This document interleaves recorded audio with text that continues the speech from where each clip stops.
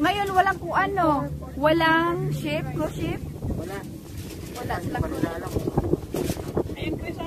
Kailan ba sila punta ang cruise ship this year?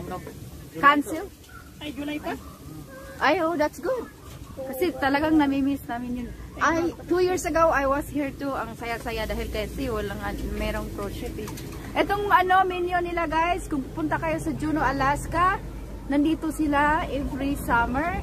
Yung mga Pilipino nga nagtinda dito sa Pier 51? This is Pier 51, right?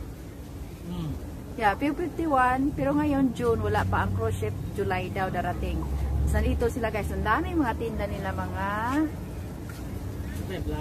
Yes. Oh, ito pupunta lang kayo dito sa Juneau, Alaska, dito sa